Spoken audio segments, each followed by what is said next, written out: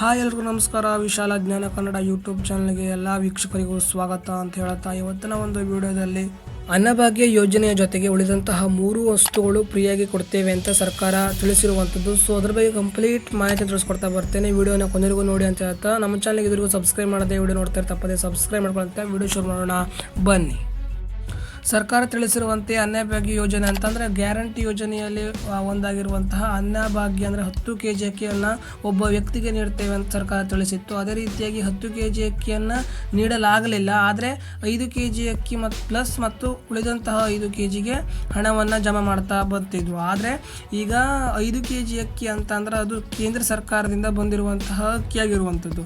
ಉಳಿದಂತಹ 5 kg ಒಂದು ರಾಜ್ಯ ಸರ್ಕಾರದಿಂದ ಬರಬೇಕಾಗಿತ್ತು. ಆದರೆ ಅದು ಆ ಕಾರಣಾಂತರಗಳಿಂದ ಬಂದಿಲ್ಲದ ಕಾರಣ ಆ ಅಕ್ಕಿಗೆ ಬರಬೇಕಾಗಿರುವಂತಹ ಒಂದು ಬದಲಾಗಿ ಹಣವನ್ನು ನೀಡ್ತಾ ಇದ್ರು.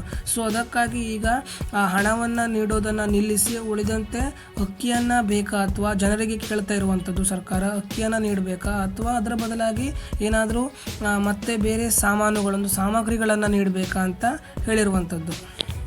ಹಾಗಂತ ಅದನ್ನು ದಿಢೀರಾಗಿ ಯೋಚನೆ ಮಾಡಿ ಅವರು ನೀಡಲಿಕ್ಕೆ ಆಗೋದಿಲ್ಲ. ಅದಂದರೆ 5 kg ಅಕ್ಕಿ ಬದಲಾಗಿ ನಿಮಗೆ 5 kg ಒಂದು ಹಣವನ್ನು ನೀಡ್ತಾಯಿದ್ರು ಒಬ್ಬ ವ್ಯಕ್ತಿಗೆ.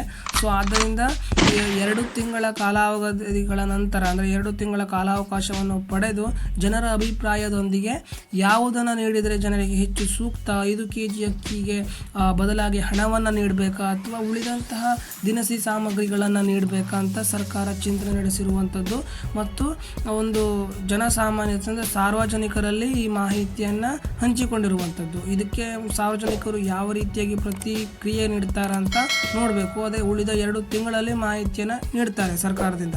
ಸೊ ಇದಾಗಿತ್ತು ಇವತ್ತಿನ ಒಂದು ವಿಡಿಯೋ. ನಮ್ಮ ಚಾನಲ್ಗೆ ಸಬ್ಸ್ಕ್ರೈಬ್ ಮಾಡೋದು ವಿಡಿಯೋ ನೋಡ್ತಾ ಸಬ್ಸ್ಕ್ರೈಬ್ ಮಾಡಿ ಮುಂದಿನ ಮತ್ತೆ ಸಿಗೋಣ. ಜೈ ಹಿಂದ್, ವಂದೇ ಮಾತರಂ.